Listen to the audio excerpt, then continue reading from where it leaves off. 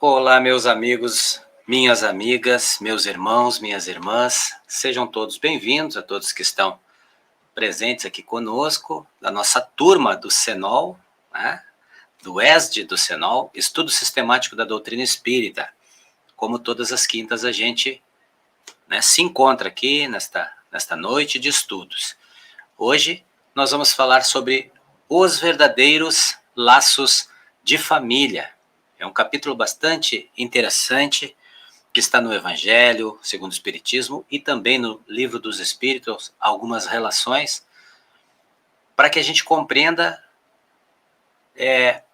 o que nos rodeia, né? Essas pessoas que estão conosco, esses seres que estão conosco, seja no plano físico ou no plano espiritual, e o que eles representam para todos nós, não é mesmo? Então, este tema bastante interessante que nós vamos tentar compreender um pouquinho para entendermos um capítulo bastante importante para as nossas relações, ok? Então vamos lá. Providência da família de Jesus. E voltou para casa, e de novo a multidão se apinhou, de tal modo que eles não podiam se alimentar. E quando os seus tomaram conhecimento disso, saíram para detê-lo, porque diziam: enlouqueceu. Marcos 3, de 20 a 21 e de 31 a 35. Os verdadeiros parentes de Jesus. Chegaram então, num determinado momento, onde Jesus estava pregando, com uma multidão, de pessoas na volta dele. Então, chegaram sua mãe e seus irmãos, e ficando do lado de fora, mandaram chamá-lo. Havia uma multidão sentada em torno dele. Disseram-lhe: eis que tua mãe, teus irmãos e tuas irmãs estão lá fora e te procuram. Marcos 3, de 20 a 21 e de 31 a 35. E perguntou Jesus: quem é minha mãe? E quem são meus irmãos? Olha a pergunta que Jesus faz, para aquele que foi lá e disse: mestre, a sua mãe e seus irmãos estão lá fora. E ele olha diante daquela multidão de seres que estavam ali e faz a pergunta tão falada, no Evangelho e muitas vezes mal interpretada: quem é minha mãe e meus irmãos? E repassando com o olhar os que estavam sentados ao seu redor, disse: eis a minha mãe e os meus irmãos. Quem fizer a vontade de Deus, esse é meu irmão, irmã e mãe. Então, essa passagem de Jesus, muitas vezes foi mal interpretado durante a história, porque há aquele que interpreta a colocação de Jesus como um afronto à sua família consanguínea, à sua mãe, seus irmãos, as suas irmãs, seja quem estivesse ali naquele momento, representando a sua família consanguínea. E ele, diante daquela multidão, ele coloca a importância de todas aquelas pessoas que eram tão irmãos, tão pai, tão mães, tão parentes dele, como a sua mãe, o seu irmão e as suas irmãs. É isso. A mensagem de Jesus diz claramente isso. Qual a importância da minha mãe com relação a esta senhora que está aqui do meu lado? Ela é tão irmã minha, ou tão mãe, ou tão parente, quanto qualquer outra pessoa, seja da família ou não. Por que que ele diz isso? Para romper a barreira consanguínea. Né? E hoje a gente vê isso claramente. Nós somos tudo família. Nós, aonde sai do nosso círculo de consanguinidade, são seres estranhos a nós. E aí começa o separativismo, começa o egoísmo, né? E alimenta todos os sentimentos que hoje existem no nosso planeta, porque nós só queremos resolver a situação da nossa família. É isso que nos interessa. Se o vizinho aqui está passando fome, não é problema meu. Nós pensamos dessa forma. E enquanto estivermos pensando dessa forma, nós não vamos englobar o sentimento fraterno que tanto o Evangelho prega para nós. Nós ainda somos separativistas. Então a mensagem de Jesus foi clara nesse sentido, de que quem é minha irmã, minha mãe, meu irmão? Todos são. Todos somos filhos do mesmo pai. Todos somos irmãos. E nesse sentido nós vamos entender a grande família que nós deixamos quando viemos para cá. Família que não é representada pelo sangue, mas pelos laços que nunca vão se dissipar. Aqueles que o nosso coração está entrelaçado, não importa a distância, nós não vamos mais se desenlaçar. Ah? Por isso que a gente fala na doutrina espírita que a morte não existe e que o dia de finados, por exemplo, os cemitérios, eles podem até parecer a sala de visitas, né? Para o além. Os irmãos vão lá para se encontrar com seus entes queridos.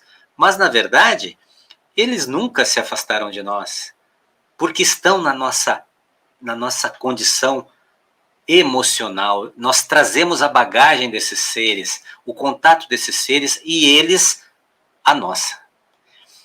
Então, seguindo aqui, a parentela corporal e a parentela espiritual que Allan Kardec tanto fala, né? Os laços do sangue não criam forçosamente os liames entre os espíritos. Prestem bem atenção nisso, que nesse detalhe nós vamos entender muitas famílias que se matam. Filho mata o pai, pai mata o filho, ou é uma brigaçada que não se entendem nunca, porque a consanguinidade forçosamente não une muitas vezes. Ou seja, se não tem os laços do sentimento envolvido, somente a consanguinidade não tem nenhum sentido. Ela não cria vínculos afetivos. O que cria vínculos afetivos é o afeto, o sentimento que parte de um para o outro, fazendo com que essas almas então se entrelacem. E são os laços dos sentimentos que vão unir essas almas. E quando se une duas almas por sentimentos, nada vai afastá-los. Não importa o tempo, o espaço, não. Nunca mais nós vamos nos afastar de quem nós amamos. E eu digo mais, Joana de Ângeles fala muito disso, que muitas vezes nós somos unidos não apenas pelos nossos sentimentos bons, mas também pelos nossos maus sentimentos. Vingança, apegos, tudo aquilo que nós nutrimos de sentimentos ruins com relação a outras pessoas, nós unimos também estas pessoas numa outra condição. E aí está as obsessões que nós falamos a semana passada, não é mesmo?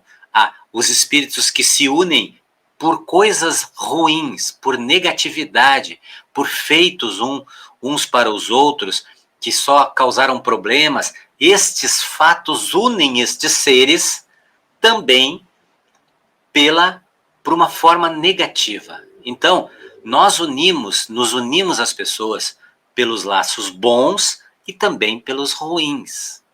Não é? Então, os laços ruins a gente tem que trabalhar para torná-los, esses seres, nossos amigos e nossos familiares.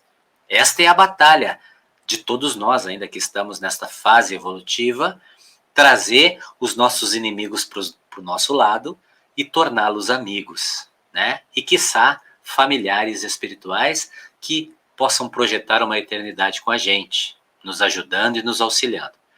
Então, os laços do sangue, eles não criam forçosamente liames, né, amarras entre os espíritos. O corpo procede do corpo, mas o espírito não procede do espírito, porquanto o espírito já existia antes da formação do corpo. Entenderam essa questão? Eu estou aqui com a minha esposa e nós tivemos um filho. O meu filho, o corpo do meu filho, procede do meu organismo, a junção do meu organismo biológico com o da minha esposa. O corpo, o espírito que habita o corpo do meu filho pode não ter nada a ver comigo. Pode ser espírito de outra família espiritual que está neste momento comigo por alguma razão, por alguma missão. Entendem? O espírito não nasce no corpo na hora do nascimento. Ele já vem de um outro lugar, já com a sua bagagem espiritual. Então isso tem que ficar claro para que a gente consiga entender a parentela que existe no plano espiritual. Na pergunta 207, os pais transmitem muitas vezes a seus filhos a semelhança física. Eles também lhes transmitem alguma semelhança moral? Resposta: não. Uma vez que têm almas ou espíritos diferentes. O corpo procede do corpo, mas o espírito não procede do espírito. Entre os descendentes das raças há apenas consanguinidade. Então, na verdade, o que eu transmito para o meu filho é o meu DNA, né? Parte da minha biologia física. A minha moral eu posso transmitir para o meu filho ao longo da existência. Ou seja, a minha missão como pai é orientar este filho ao longo da vida dele moralmente. Mas ele não nasce com as minhas condições, com a minha índole, com o meu caráter, com a minha forma de ser, com o meu DNA espiritual. Não. Ele nasce com todas essas características dele próprio, como o espírito que ele é.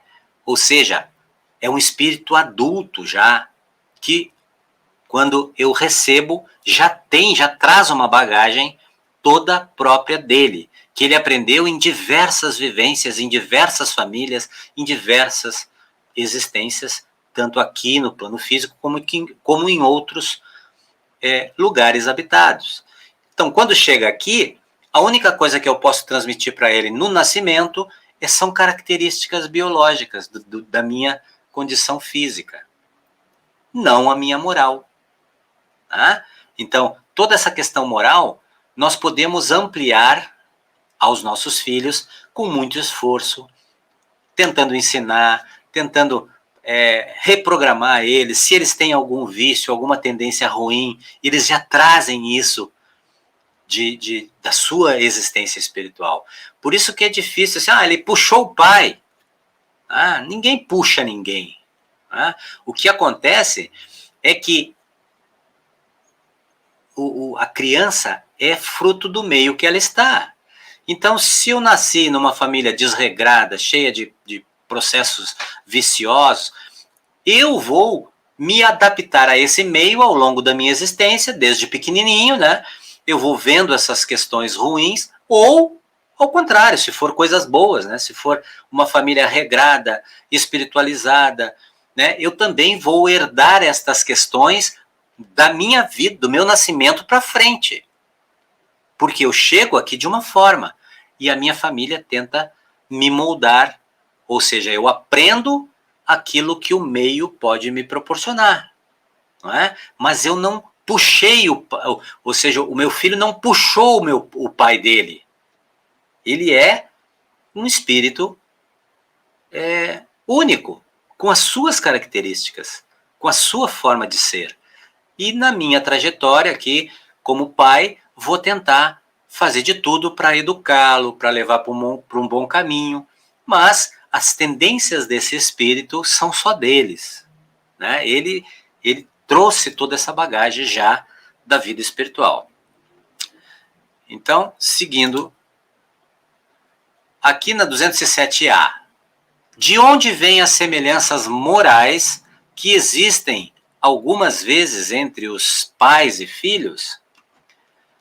São espíritos simpáticos, atraídos pela semelhança de suas tendências. Aí aqui a gente vai analisar uma questão.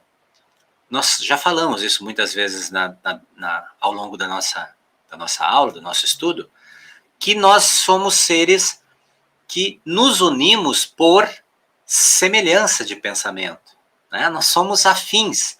Então, se não é uma missão, ou seja, eu vou nascer naquela família para resgatar alguma dívida que eu tenho com aquela família, com aquela pessoa, se não for por essa razão, eu vou me unir àquela pessoa, aquele pai, aquela mãe, por afinidade, por gostar das mesmas coisas, por entender que eles são pessoas que eu gosto de estar perto, de estar junto. Então, a providência muitas vezes traz as famílias juntos, um às vezes pai, na outra encarnação, aquele que é pai passa a ser filho, e assim sucessivamente. E muitos espíritos correm a sua vida juntos, a sua vida espiritual, encarnando juntos, desencarnando, e vivendo juntos por sintonia.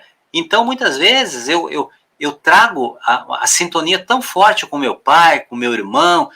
Por quê? Porque eu penso igual a ele. Já tivemos muitas vidas juntos, muitas histórias juntos.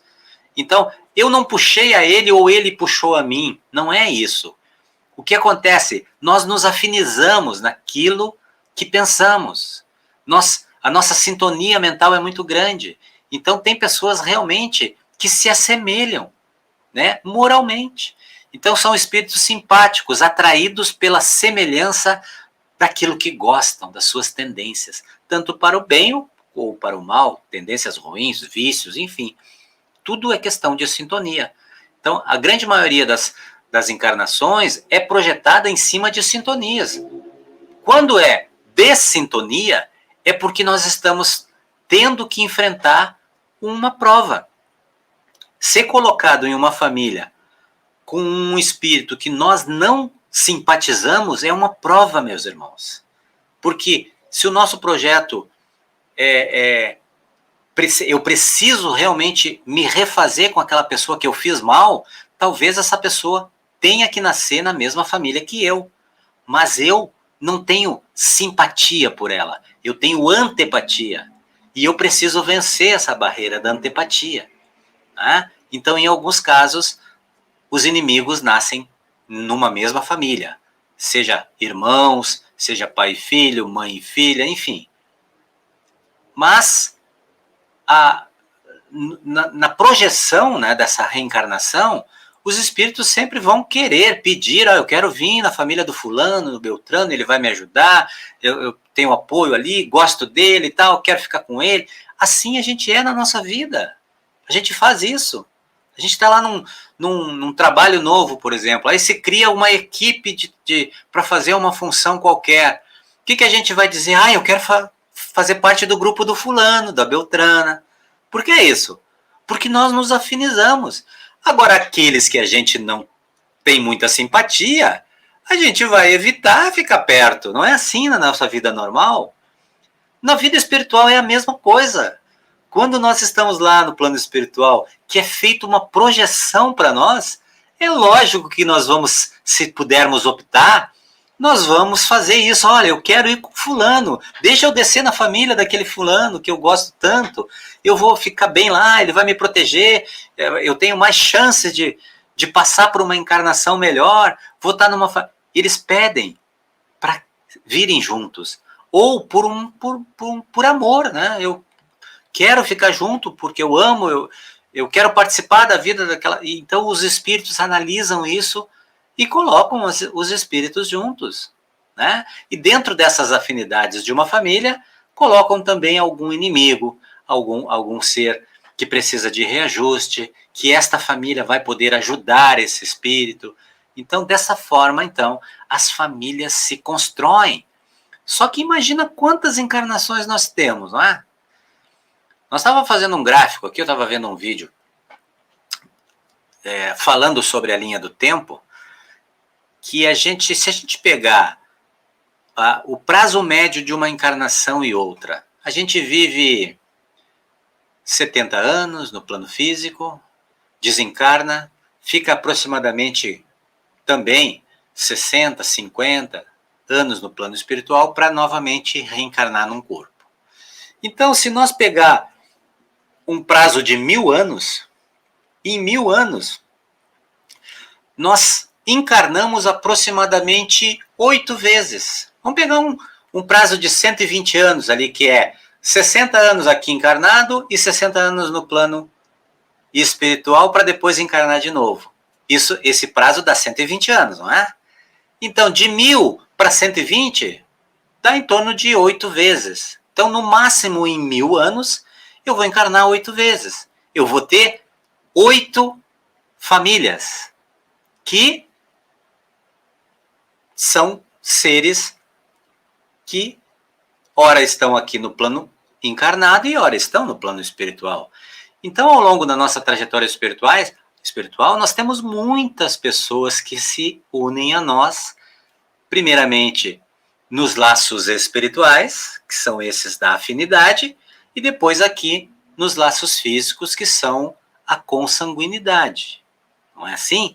Mas imagina quantas encarnações nós já tivemos, não é? Nós somos espíritos milenares, sabemos disso, né? Por quê? Porque estamos já num mundo de expiação e provas. Se nós fôssemos espíritos primatas, estaríamos encarnando em lugares primitivos ainda, com a nossa condição intelectual bem mais defasada do que somos hoje. Né? Então isso tem que ficar claro para que a gente entenda a linha do tempo. Na pergunta 203, os pais transmitem aos filhos uma porção de sua alma ou limitam-se a dar-lhes a vida animal a que uma nova alma mais tarde venha acrescentar a vida moral? Resposta: dão-lhe apenas a vida animal. Foi o que eu disse para os irmãos há pouco, né? Porque a alma é indivisível. Não tem como tirar uma parte de um espírito para dar para o outro. Né? Não, é indivisível, ela é única. Um pai estúpido pode ter filhos inteligentes e vice-versa. Então, essa questão intelectual, moral, ela é única. É única de cada um tem a sua trajetória. Cada um aproveita o seu tempo de vida espiritual da melhor forma possível, da forma que lhe aprove. Então, uns vão ter uma caminhada evolutiva muito mais rápida, outros nem tanto. O que a leitura quer dizer?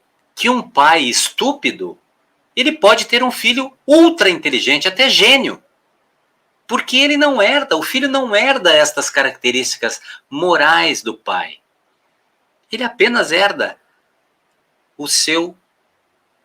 a sua biologia, o seu corpo físico, não é? Mas não o seu espírito intelectual e nem moral. Então, a trajetória de cada espírito é única de cada um. Eu sou eu, Cláudio. A Nídia é a Nídia. A Patrícia é a Patrícia. A Silvana é a Silvana. A Cláudia é a Cláudia. Não existe Em nenhum lugar do mundo, do universo, uma outra Cláudia, nem uma outra Silvana, nem uma outra Patrícia. Entendem isso? Ninguém, nem essa questão de alma gêmea. Ah, os irmãos são almas gêmeas. Encontrei a minha alma gêmea. A alma gêmea, gêmeos siameses que nascem no mesmo momento, segundinhos depois, ou até aqueles que nascem grudados, né? Não são iguais. Tem muita diferença, porque todos os espíritos são criados em um momento específico no universo. Cada um tem o seu tempo e a sua evolução própria. Eu escolho um caminho, o meu irmão gêmeo que nasceu no mesmo momento que eu escolhe outro caminho. Eu construo a minha vida em cima de condição elevada, moral, estudo, e o meu irmão gêmeo escolhe o caminho do crime. Entendem? Que não tem, nada vai fazer com que esses seres façam as mesmas coisas, um e o outro. Todos nós temos o livre arbítrio para viver as nossas vidas como nos aprove. Então, ninguém é igual a ninguém. O tempo evolutivo de cada um depende das escolhas que cada um faz. Não é o pai quem cria o espírito de seu filho. Ele mais não faz do que lhe fornecer o invólucro corpóreo, cumprindo-lhe, no entanto, auxiliar o desenvolvimento intelectual e moral desse filho, para fazê-lo progredir. É a missão da família. É a missão daqueles que vieram antes, que prepararam o terreno, que organizaram a família, para receber outros espíritos, no sentido de ajudar esses espíritos no começo da sua vida, e depois que esses espíritos atingem a fase adulta, eles também auxiliam aqueles que estão aqui. Então essa troca, essa recíproca é verdadeira, essa troca de conhecimento, de energia, isso é o que acontece nas famílias, não é? Então, a única coisa que nós podemos dar para os nossos filhos é exatamente isso, né? É o aconchego de uma família segura, cumprindo ali o nosso papel como educador, como pai, né? Mas estes seres já vêm com a sua bagagem, com aquilo que são verdadeiramente, e que a nossa influência possa ser sempre benéfica para esses espíritos. E muitas vezes a gente recebe na nossa família seres muito mais evoluídos do que nós, né? Nós achamos que vamos educar, que vamos orientar, e muitas vezes somos educados e orientados por esses espíritos que vêm comungar conosco por amor, por missão, seja qual for a forma, né? Ou por sintonia, mas que acabam nos trazendo um grande benefício, né? Não só espíritos para que a gente possa cuidar, não, a gente também recebe espíritos que cuidam de nós, ao contrário, né? A gente tem, muitas vezes, em famílias, crianças que são verdadeiros seres de luz, né? Que nascem por uma missão bem importante. Então, qual a missão dos pais? Ó espíritas, compreendei agora o grande papel da humanidade. Compreendei que quando produzis um corpo, a alma que nele encarna vem do espaço para progredir. Inteirai-vos dos vossos deveres e ponde todo o vosso amor em aproximar de Deus esta alma. Olha aqui uma das grandes missões da família. Orientar, proteger e aproximar de Deus essa alma. Se a gente fizer isso para os nossos filhos, trazer espiritualidade para dentro dos nossos filhos, do espírito desses seres pequenos, nós vamos estar fazendo um grande bem, não só para esses seres, mas também para a comunidade inteira. Porque um espírito, um ser espiritualizado, ele faz escolhas boas, não é? Um ser espiritualizado, muito difícil ele se tornar um criminoso, ele transgredir as leis, né? Ele vai ser um homem espiritualizado. Então, inteirai-vos dos vossos deveres e ponde todo o vosso amor em aproximar de Deus essa alma. Tal a missão que vos está confiada e cuja recompensa recebereis se fielmente a cumprirdes. Essa mensagem de Santo Agostinho, em Paris, 1862. Está no Evangelho segundo o Espiritismo, ok? Desde pequenina, a criança manifesta os instintos bons ou maus que traz da sua existência anterior, ou das suas existências anteriores. A estudá-los, devem os pais aplicar-se. Todos os males se originam no egoísmo e do orgulho. Espreitem, pois, os pais os menores indícios reveladores do germe de tais vícios e cuidem de combatê-los, sem esperar que lancem raízes profundas. Uma outra mensagem de Santo Agostinho. Se desde pequeno os nossos filhos já trazem tendências negativas, tendências pesadas, cuidem, orientem, tentem não deixar que isso se crie raízes profundas, porque esta essência vem do espírito. E se vem, é para que a gente realmente encare essas imperfeições desses seres e interaja para mudar. É por isso que eles estão na nossa família. É para nós auxiliar, é para nós orientar, é para nós tentar fazer eles modificarem a sua essência, né? Então, as famílias servem para isso, para que a gente construa junto seres melhores. E se nós, com o mínimo de indício de coisas ruins, a gente conseguir trabalhar, orientar, dar exemplos, nós vamos estar fazendo a nossa parte aqui, né? De pais, de educadores, né? De seres que compreendem essas essências de Deus. Se deixarem que se desenvolvam o egoísmo e o orgulho, não se espantem de serem mais tarde pagos com a ingratidão. Um exemplo nítido, hoje a gente vê exemplos muito nítidos, né? Ou seja, o tio e a tia chegam em casa, a mãe está lá lavando louça na cozinha, preparando uma comida, e a criança está na frente da televisão jogando videogame. E aí chega o titio e a titia, né? Todos alegres ali, chegam e aí cumprimentam a criança. O menino está lá jogando videogame, ele faz assim, ó, só olha. O pai ou a mãe que está ali não interage nessas horas, né? Ao invés de dizer, meu filho, desliga o teu videogame agora, vem cumprimentar a tua tia, o teu tio, dá um beijo na tua tia, vem para cá, vamos conversar. Não, prefere deixar o menino ali no seu mundinho. Olha o que nós estamos contribuindo. Entenderam? Um exemplo que eu dei muito simples, muito prático, e que acontece do dia a dia. As crianças às vezes tomam conta da sua casa, eles fazem o que bem entendem, a preço de ficarem quietinhos no seu canto, né?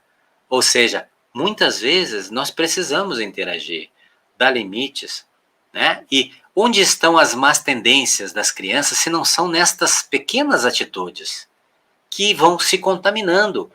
Essa criança, ela vai crescer e vai manter esses mesmos vícios, não vai querer ter uma vida social, não vai gostar de sentar na mesa para jantar com seu tio, com a sua mãe, com seu avô, não vai gostar de conversar com um adulto, sempre vivendo o seu mundinho. A criança tem que estar lá com o celular na mão, vendo o joguinho tal ou tal, porque senão não está contente. E nós permitimos isso, nós somos permissivos, porque para nós é mais fácil, é mais simples colocar uma tela de televisão ali, uma babá eletrônica, né? Para que a gente faça as nossas coisas e não tenha que se incomodar ou chamar atenção. Então, quem é o culpado muitas vezes de uma criação que vai levar essas más tendências a coisas bem piores no amanhã? Não é mesmo? Então, isso é para a gente pensar apenas que realmente nós temos toda a possibilidade de interagir com as nossas crianças até os 6, 7 anos de idade, porque essas crianças elas estão em crescimento e tudo que nós conseguirmos incutir nelas de moral, de justiça, de bondade, de serenidade, tudo elas vão gravar na sua tela mental. E quando elas estiverem lá, na fase de tomar suas decisões, elas vão lembrar de tudo que nós colocamos na consciência, no subconsciente delas. Então, quando algum coleguinha lá no segundo grau oferecer um cigarro de maconha para ela, por exemplo, ela vai lembrar disso que nós colocamos, do nosso exemplo, das conversas, daquilo que nós orientamos e tentamos protegê-los. Né? Então, se nós não fazemos isso, não nos dedicamos um tempo para fazer isso, nós vamos estar ao bel prazer daquilo que eles querem fazer quando chegam lá na fase de ter que decidir por eles, né? Eles vão ter que tomar decisões quando chegar numa certa idade. E se eles tiverem uma boa bagagem, se eles tiverem uma conduta desde pequenininho, isso vai travar eles de tomar atitudes que vai de encontro àquilo que os pais e as mães diziam para eles como verdade, como justiça, como bondade, o que é certo e o que é errado. Né? Então, nós precisamos fazer a nossa parte. Depois, não adianta, né? Depois é difícil de tentar reverter, não é? Na pergunta 208, o espírito dos pais tem influência sobre o do filho após o nascimento? O espírito dos pais tem influência sobre o espírito do filho após o nascimento? Há uma influência muito grande. Como já dissemos, os espíritos devem contribuir para o progresso uns dos outros. Pois bem, os espíritos dos pais têm como missão desenvolver o de seus filhos pela educação. É para eles uma tarefa. Se falharem, serão culpados. Entendem o que a doutrina quer nos dizer? Nós viemos para cá e temos uma tarefa, uma missão, pelo menos de organizar aqueles que estão do nosso lado, tentar ajudar aqueles que estão do nosso lado. Se a gente está vendo algo acontecer e não tomar providência enquanto podemos, depois a gente vai ser cobrado por isso. Ou seja, meu irmão, foi para isso que tu foi para lá. Foi para isso. Lembra que tu mesmo pediu essa tarefa aqui antes de ir para lá. E quando chegou lá, tu sucumbiu. Então é isso que a leitura quer nos dizer. Nós vamos ser responsabilizados pela não tarefa feita. Ou seja, aquilo que era para nós proteger, orientar, né, fazer de tudo para que... Ah, não, pau que nasce torto nunca se endireita. Mas o que nós fizemos para endireitar? Nós contribuímos? Agora, se nós fizer tudo que tiver ao nosso alcance para orientar, para fazer com que essas almas pequenas não se tornem um viciado, um criminoso, um ser adulto intolerante, egoísta, se nós fizer de tudo, fizer a nossa parte, e mesmo assim estes seres se debandarem para o lado ruim, aí a nossa consciência está tranquila. Ou seja, fizemos de tudo, né? E vamos sempre fazer. Mas as escolhas é de cada um. É sempre assim. Mas o que nós não podemos é cruzar os braços, deixar que as coisas aconteçam e depois colocar a culpa, né, no desvio ou nas influências da escola, ou enfim, né, o que acontece aí. A gente tem que estar sempre com esta responsabilidade. Sobre educação, Allan Kardec adverte na questão 685A. Não a educação intelectual, mas a moral. E nem ainda a educação moral pelos espíritos, mas a que consiste na arte de formar os caracteres. Aquele que cria os hábitos adquiridos. Onde que a criança aprende? Onde que a criança aprende os seus vícios, os seus apegos, as suas questões, os seus hábitos? Não é desde pequenininho em casa? Quantos hábitos as crianças trazem que aprenderam com seus pais? Não é? Se nós não tentar mudar os hábitos ruins dos nossos filhos, nós vamos mudar de quem? Do vizinho? Então, é isso que a doutrina nos ensina, né? A educação, ela faz parte da nossa família, nós somos responsáveis por ela. A escola também tem a sua parcela, né? Mas começa em casa, e os hábitos começam desde pequenininho. Aquele filho que aprende a dizer muito obrigado, tio, com licença, ele aprendeu com seus pais, com seus avós. É muito difícil hoje ver uma criança que diz muito obrigado, que agradece, que é sensível. As crianças estão muito jogadas ao mundo digital, né? Aprendendo tudo sozinho, aprendendo com o youtuber. Né? Nada contra o youtuber. Tem muitos muito bons e outros nem tanto, né? Mas não é responsabilidade do youtuber educar os nossos filhos. É responsabilidade nossa. Nós conhecemos esses seres, né? Eles foram dados de bom grado a nós. Então nós precisamos interagir, saber os limites deles, saber as suas fraquezas, né? Conhecer. Às vezes a gente não conhece os nossos filhos e queremos orientar, queremos educar, mas nunca sentamos para conversar com o nosso filho, com a nossa filha, para saber os gostos dele, o que ele gosta. Uma mãe uma vez me perguntou, né, falando sobre essas questões de família, e eu fiz uma pergunta assim, que me veio na cabeça. Eu digo, minha irmã, tu é próxima do teu filho? Que música ele gosta de ouvir?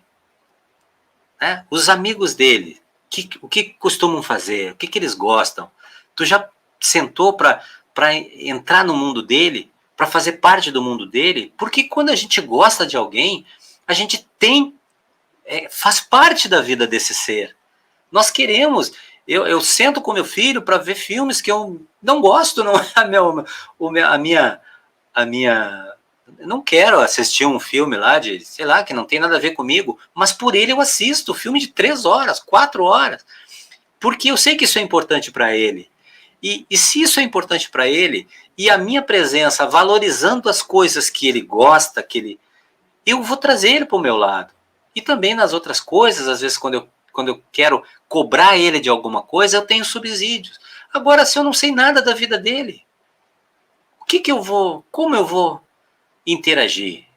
Como eu vou interagir? Então, fazer parte da vida do filho, do que ele gosta, do filme que ele assiste, do personagem do livro que ele lê, sabe? Fazer parte desta coisa traz as pessoas, unem as pessoas. Então, é isso que a gente precisa fazer. Não apenas evangelizar, né? Não é só isso. Nós temos que viver com os nossos filhos. Entender a vida deles, o porquê que eles gostam de tal coisa ou de tal coisa, por que se enveredaram para tais coisas, e estar sempre vigiando, que é o nosso grande papel. Não viver a vida deles, mas estar sempre por perto, né? Nós somos aquele que está ali visualizando. Quando eles precisarem, eles podem contar com a gente, sabem que podem contar com a gente, né? Então, quando os pais hão feito tudo o que devem pelo adiantamento moral de seus filhos, se não alcançam êxito, não têm de se inculpar a si mesmos e podem conservar a consciência tranquila. Se a gente fez a nossa parte, meus irmãos, fizemos tudo por amor, não se culpem. Às vezes, eles vão realmente se enveredar por caminhos que nós não vamos conseguir segurar. Né? E aí terão que responder por isso, né? Eles mesmos terão que voltar ao caminho novamente, responder, ter que viver experiências muito ruins para aprender com a dor. Né? Ou seja, aí a gente faz que nem o nosso pai maior faz com a gente, ou seja, ou vai pelo caminho do amor ou pelo caminho da dor. Né? Então, eles têm todo o apoio, uma família educada, uma família consciencial, uma família que se preocupa, que espiritualiza, que protege, que ampara, mas mesmo assim eles preferem o caminho da dor. Eles preferem aprender com um caminho torto, né, com companhias não muito agradáveis, e eles acabam tendo que aprender igual, porque esse é o destino de todos nós, mas eles vão aprender por experiências ruins e não com o apoio familiar. O nosso pai faz isso com a gente. Meu irmão, segue o caminho da luz que tu vai te dar bem. E nós vamos lá e escolhemos o pior caminho. Escolhemos o pedregulho, as trevas, as provações. Mas, num determinado momento, nós vamos ter que voltar à trilha, né? Voltar ao caminho de Deus, porque esse é o destino de todos nós. Os que encarnam numa família, sobretudo, como parentes próximos, são, as mais das vezes, espíritos simpáticos, ligados por anteriores relações que se expressam por uma afeição recíproca na vida terrena. Então, aqueles nossos amigos simpáticos, não precisa ser somente da família, viu, meus irmãos? Nós temos amigos que se representam para nós muito mais do que um familiar, às vezes, né? A gente sabe disso. Então, esses seres que se aproximam de nós, que têm muita afinidade conosco, a grande maioria das vezes são espíritos que nos acompanham uma vida inteira, né? uma eternidade, né? Muitas encarnações juntos com a gente, então se afinizam com a gente, e são mais do que irmãos, pai, filhos, enfim, são verdadeiros seres que dão a vida por nós, muitas vezes, e já deram, muitas vezes, exemplos de amizade eterna. Então, esses seres estão conosco, às vezes, como um vizinho, como um chefe, como um amigo muito próximo, um colega de trabalho, enfim, não apenas na família, né? Mas nas nossas relações, às vezes cunhado, às vezes se aproximam de nós por alguma razão que a gente nem imagina. Uma vez que tivemos diversas existências, o parentesco pode recuar além de nossa existência atual? Não pode ser de outra forma, né? Ou seja, claro, a sucessão das existências corporais estabelece entre os espíritos laços que remontam às existências anteriores. Daí, muitas vezes, decorrem as causas de simpatia entre vós e alguns espíritos que vos parecem estranhos. São antigas amizades ou inimizades, né?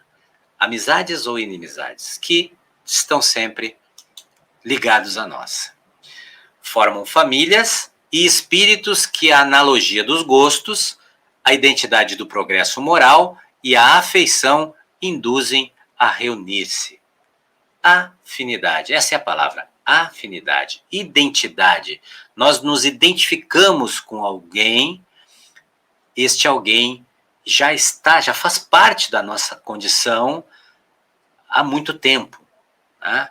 Ou as nossas inimizades, que também são laços de muito tempo. Tem espíritos que são ligados por laços negativos há centenas de anos, que o irmão encarna, desencarna, o espírito vai lá buscar ele no plano espiritual, ele encarna, o espírito volta para tentar ficar do lado dele, obsediar ou se vingar. Então, não são apenas os laços do bem, né? Mas também esses laços negativos que unem esses espíritos. E na grande maioria das vezes, quando a gente rompe esta barreira, através do perdão que o Evangelho nos ensina, né, nós transformamos esses inimigos em amigos. Os espíritos, às vezes, né, estão ligados a nós, e essa obsessão, quando ela é vencida, estes seres vêm para o nosso lado e se tornam amigos eternos, né?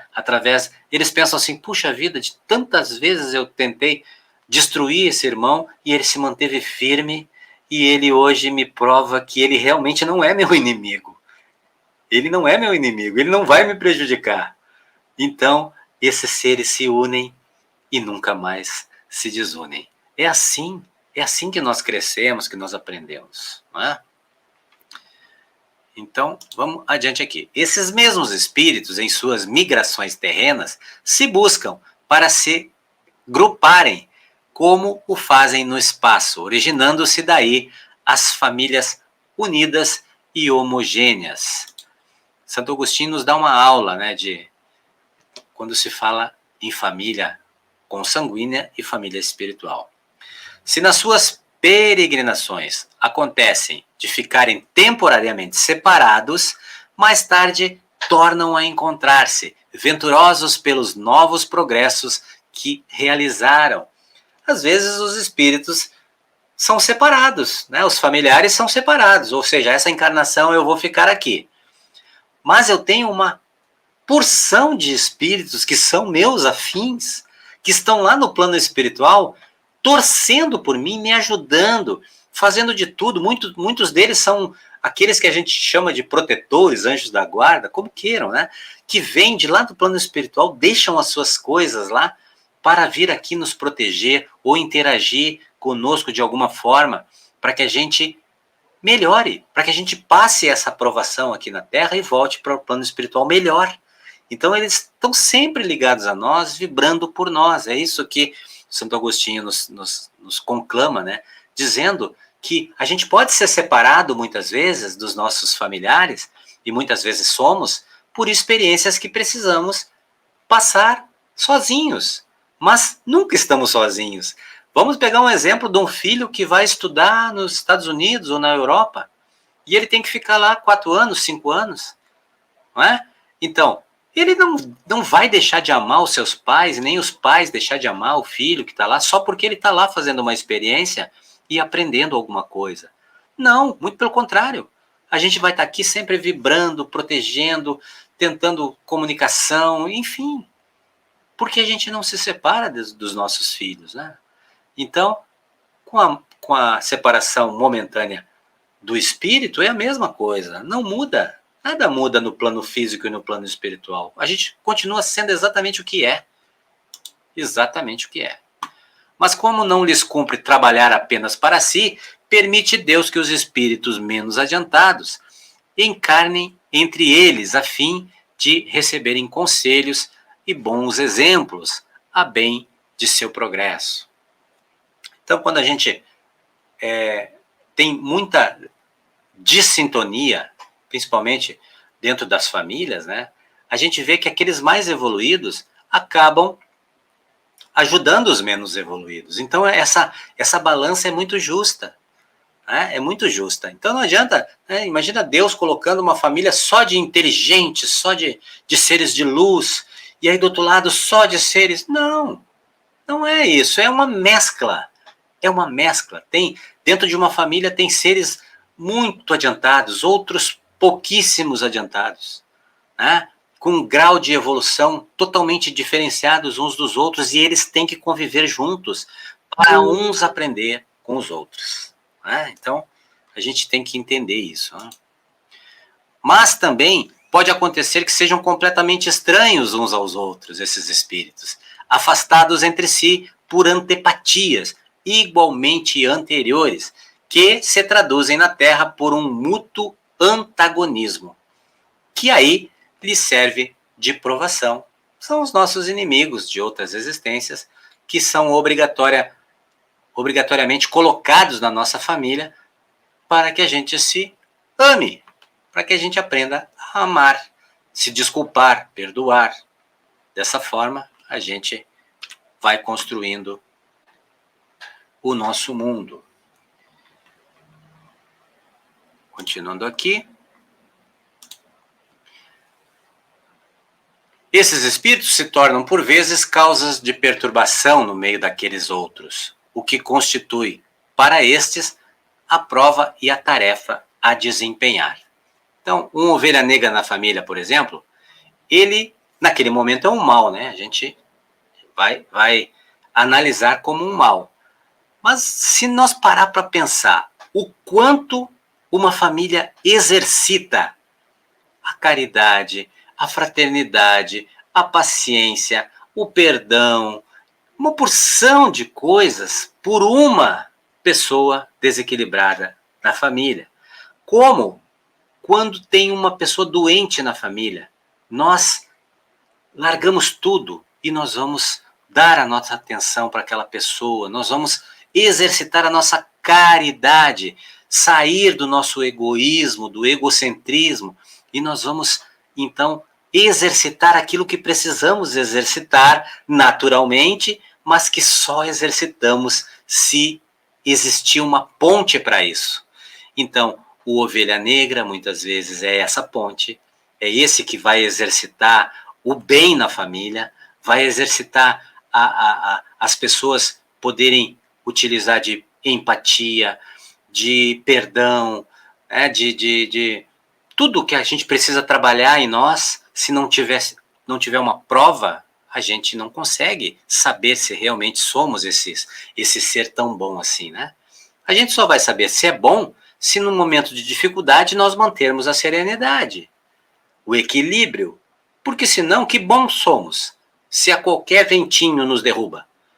Então, as coisas ruins, muitas vezes, essas pessoas que são colocadas na nossa família, esses espíritos, ou no nosso seio de amizades, serve para que nos tire da zona de conforto e exercite esta fraternidade. E, ao mesmo tempo, estamos ajudando esses seres, se estão doentes ou se estão equivocados, né, desviados, enfim, fazendo o papel desta grande família, não é? Porque pais bons e virtuosos geram, às vezes, filhos de natureza perversa. Melhor dizendo, porque as boas qualidades dos pais nem sempre atraem, por simpatia, um bom espírito para animar o seu filho. Um espírito mau pode pedir pais bons, na esperança de que seus conselhos o orientem a um caminho melhor. E muitas vezes Deus lhe concede isso. Olha que maravilha a interpretação aqui. Eu sou terrível, eu me conscientizei que eu sou uma pessoa ruim. E eu peço, eu quero nascer naquela família boa lá, que vai me orientar. Tenho certeza que eles vão me orientar. Mas eu sou um espírito ruim por natureza. Na minha essência, eu tenho maldade, eu tenho... Enfim, mas me conscientizei disso. E eu peço, então, para nascer numa família boa. E isso é concedido. Muitas vezes. Então, por que pais bons e virtuosos geram, às vezes, filhos de natureza perversa? Porque nada é por acaso. E muitas vezes esses pais estão fazendo uma grande caridade. Né? Muitas vezes nós temos que descer do nosso pedestal, né, e entrar no lodo, sujar os pés, sujar as mãos, para auxiliar aqueles que estão no lodo. Não é assim? Então, essa analogia é exatamente isso, né? Um espírito mau pede, né, pode pedir pais bons, pede a essa divindade que ele nasça numa família boa. E muitas vezes é concedido e muitas vezes ele se transforma pelo exemplo desta família, desses pais. Né? Aliás, é um grande feito, né, isso. Não são os da consanguinidade os verdadeiros laços de família, e sim os da simpatia e da comunhão de ideias, os quais prendem os espíritos antes, durante e depois de suas encarnações. os nossos laços afetivos nunca irão se dissipar. Aqueles que prendem o nosso coração, o nosso sentimento, vão trilhar a nossa eternidade junto conosco. E não importa a distância que eles estiverem, sempre estarão ligados a nós, ao nosso sentimento, ao nosso pensamento, mesmo que inconscientemente. Mesmo que aqui a gente esteja vivendo uma vida nova, com a nossa consciência apagada muitas vezes, os laços do coração estão ligados a estes seres, ok? Esses seres do plano espiritual. Segue-se que dois seres nascidos de pais diferentes podem ser mais irmãos pelo espírito do que se o fossem pelo sangue. Então, muitas vezes, um amigo é muito mais irmão do que o próprio irmão sanguíneo, porque estão ligados de muitas experiências juntos. Por isso que Jesus, voltando lá, a resposta, e agora vocês vão entender melhor a resposta de Jesus. Quem é minha mãe? Quem é meu irmão? Quem são meus irmãos? Diante desta plateia que está aqui me escutando, quem é minha mãe, minha irmã ou meus irmãos? Não é? Então, hoje, aqui a gente consegue compreender um pouco mais que Jesus estava falando de que todos os seres são ligados por razões que muitas vezes não compreendemos. Não é? Então, a consanguinidade, ela é uma ferramenta de ascensão. Ela não pode ser separativista. Não é? Nós precisamos compreender. E o momento que nós abrirmos o nosso coração para essa grande família universal, muitas coisas vão mudar na face da Terra. Porque nós vamos pensar no todo e não apenas na nossa família, no nosso pedacinho aqui, né? Nós vamos pensar na sociedade como um todo, né? Podem, então, atrair-se, buscar-se, sentir prazer quando juntos, ao passo que dois irmãos consanguíneos podem repelir-se, conforme se observa todos os dias, problema moral que só o Espiritismo podia resolver pela pluralidade das existências. Se nós transcender a nossa mente para compreender o plano espiritual, nós vamos entender essa pluralidade de vidas e vamos entender esses laços que nos unem com seres que muitas vezes estão ligados a nós pelos laços dos sentimentos. Há, pois, duas espécies de família: as famílias pelos laços espirituais e as famílias pelos laços corporais. Duráveis as primeiras, se fortalecem pela purificação e se perpetuam no mundo dos espíritos, através das várias migrações de alma.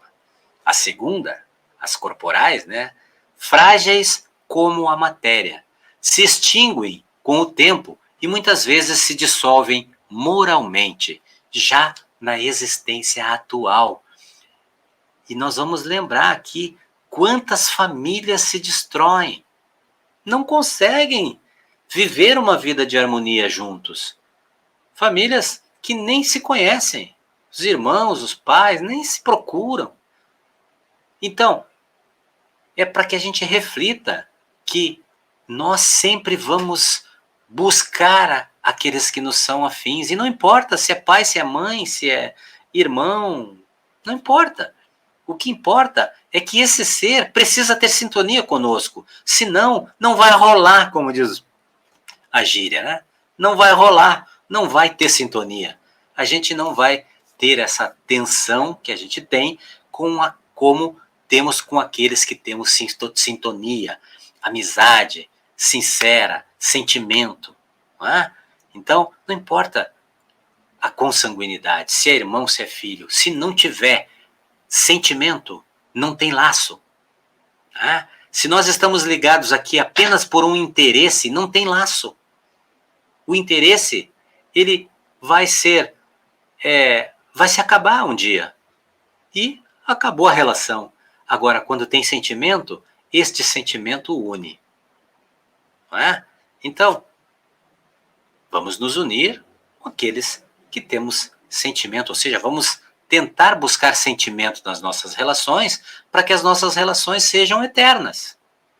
Seja elas quais forem. Amizade, trabalho, enfim. Se nós tivermos sentimento nas nossas relações, nós vamos ter laços e vamos poder contar com esses seres quando menos percebermos, eles estão nos ajudando, porque criamos laços de afeto, laços de sentimento, não por qualquer interesse que seja. Foi o que Jesus quis tornar compreensível, dizendo de seus discípulos: aqui estão minha mãe e meus irmãos, isto é, minha família pelos laços do Espírito, pois todo aquele que faz a vontade de meu Pai que está nos céus é meu irmão, minha irmã e minha mãe. Então aqui nós respondemos, né, a indagação do nosso Mestre Jesus naquela reunião tão falada, né, e muitas vezes mal interpretada. Meus irmãos, chegamos então ao final do nosso estudo de hoje. Eu vou colocar aqui os irmãos comigo aqui na tela e vou abrir aqui para os comentários, se os irmãos quiserem comentar, fiquem à vontade, só levantar o dedinho aí que eu abro o microfone para vocês tecerem perguntas ou algum comentário que queiram fazer. Fiquem à vontade. Dona Nídia Pereira. Deixa eu abrir aqui, Dona Nídia. Eu fiz a pergunta aqui, mas já esclareceu. Mas aí se vem para minha família um espírito assim, eu posso moldar essa criatura. E eu acho que a minha missão é moldar essa pessoa para que eles sejam pessoas do bem. Os pais que querem isso também. Como você falou, talvez tenha alguns que fazem tudo que eles conseguem, mas a maioria, eu acho que os pais conseguem moldar ali, né, criar bem assim, de forma que uma religião e tudo, e eu acho que tu consegue moldar esse espírito que vem com essa, como tu falaste aí, que vem assim com esse espírito ruim, que tem uma... Mas aí, quando chega, os pais conseguem moldar, né? Muitas vezes, né? Mas tu respondeu, já tu foi falando e tu respondeu, eu entendi bem. Aí, não sei se... Sim, minha irmã. Na verdade, esta é a grande missão, né? Essa é a grande missão das famílias, né? De todos nós pais, né?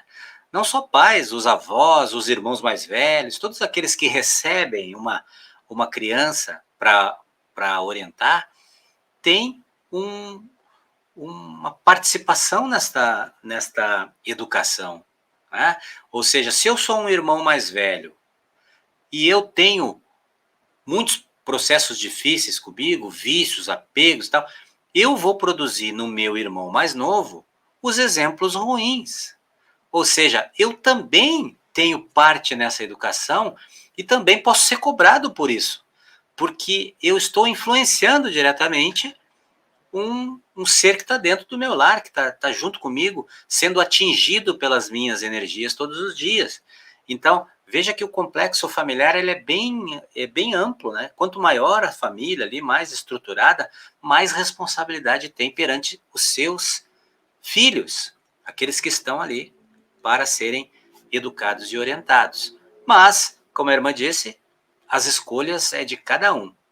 A gente pode ter uma família extremamente organizada e ali não conseguir ter sintonia com esse espírito e ele procurar caminhos completamente opostos, antagônicos ao que a família, né, tentou orientar. Isso é possível, acontece muito, mas como a leitura nos diz, os slides nos dizem, Santo Agostinho nos coloca ali, se nós tivermos feito tudo aquilo que tiver ao nosso alcance, aí então nós largamos, né, nas mãos das leis que vão fazer com que esse espírito busque por si só, e às vezes, muitas vezes, através do sofrimento, o seu próprio reajuste, né? Mas para isso a gente precisa estar com a consciência tranquila. Ou seja, eu fiz tudo que era possível para contribuir com a educação, com a orientação, mas não teve jeito. Mas eu vou estar aqui sempre, sempre que precisar, eles vão poder contar comigo, porque eu tenho essa responsabilidade, sempre vou ter. Essa é a responsabilidade dos pais, né?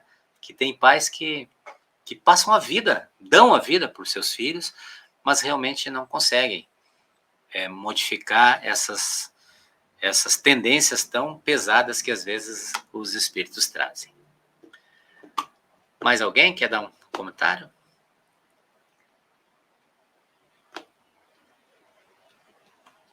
Patrícia? Vou abrir aqui. Espera aí que não abriu, só um pouquinho.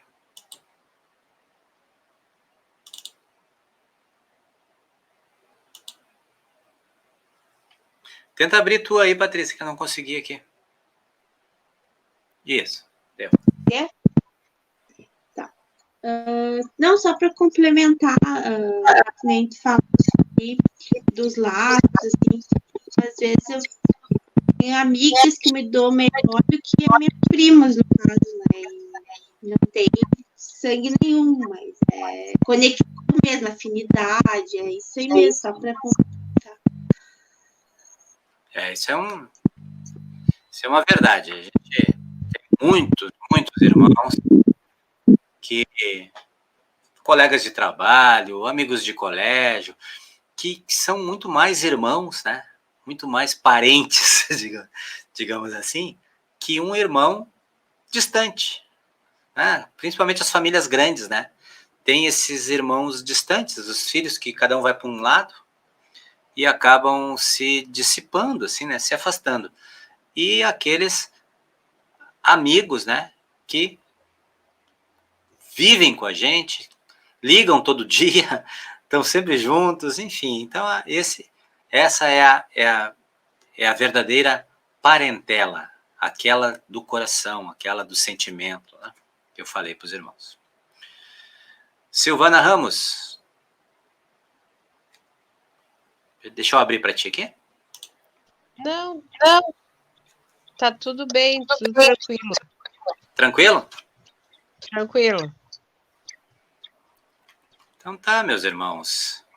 Queria agradecer, né? Estamos aí a 1h12. Hoje a aula foi um pouco mais curta, né? Porque o assunto não foi tão complexo, mas a gente conseguiu abordar bastante temas aí, entendendo que somos realmente espíritos que viemos de uma trajetória muito distante já, né? Muito longa.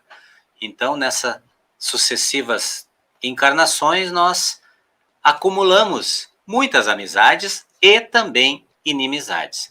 E a grande maioria desses seres que nos acompanham fazem parte da nossa família, da nossa grande família espiritual, né? Então, isso fica claro que quando nós nos sairmos desse plano, quando nós desencarnarmos, nós vamos encontrar lá no outro lado uma porção de irmãos, porção de espíritos que estão lá nos esperando, que cuidam de nós, que nos amam, que só querem que a gente se dê bem, né? Ou seja, a nossa família, a nossa grande família, aqueles que nós reunimos com os nossos sentimentos e atitudes, são aqueles que nunca vão nos abandonar. Então, não há um espírito isolado, mesmo aquele que escolhe um caminho ruim, que está lá nas trevas, lá na escuridão, nos vales do suicídio, como, né, a gente vê nas obras espíritas, né? Mesmo esses, aliás, esses espíritos são os que estão mais sendo cuidados, né? É como nós fazemos com aqueles familiares que adoecem, né? Que a gente larga as coisas, larga a nossa vida para cuidar de um filho que está doente. Imagina Deus na sua complexidade, né? Na sua bondade, na sua justiça, se vai deixar algum ser de lado. Nunca, nunca. Esses que precisam, que estão doentes, que estão fora do caminho, é lá que está a atenção desses seres supremos, né? Então, a gente pensa que os espíritos estão abandonados. Eles só estão... Deus permite que eles vivam essas experiências tão ruins por escolhas. Eles escolheram. Então, eles precisam entender que esta fase que eles estão vivendo vai ser educativa para eles, né? Então, Deus permite esses momentos de isolamento, né? Mas ao mínimo indício de arrependimento, né? De bondade desses espíritos, de clareza de consciência desses espíritos, eles são retirados desses lugares e são cuidados e tratados. Esta é a vontade de Deus, né? Que todos os seus filhos retornem à sua pátria, o caminho da evolução que todos nós precisamos, né? Às vezes os caminhos são bem diferentes e bem difíceis para alguns espíritos, mas nem por isso deixa de ser escolha própria desses espíritos, porque todos, sem exceção, podem escolher o caminho da luz. Todos. Não tem um só espírito que possa dizer assim, ó, bom, eu não fui para o caminho de Deus porque eu não tive como. Não existe isso. Sempre há uma forma da gente escolher a luz. O que acontece é que, na maioria das vezes, nós somos teimosos, egoístas, pensamos mais em nós do que no todo, e muitas vezes as nossas escolhas não nos levam para a luz, né? Mas, para isso, nós somos eternos, ou seja, imortais, não vamos morrer nunca, e temos todo o tempo do mundo para encontrar o nosso caminho. Gente, muito obrigado por mais uma aula aqui. Hoje, nós falando da família, né, da consanguinidade e da grande família espiritual. Nossa aula vai estar gravada, né? Se os irmãos que hoje não puderam comparecer na nossa aula, eu vou colocar lá no grupo para que eles possam assistir sempre que quiserem, com o material ali, quiserem fazer perguntas, a gente responde numa próxima oportunidade. Eu vou agradecer, fiquem todos em paz. Valeu, pessoal!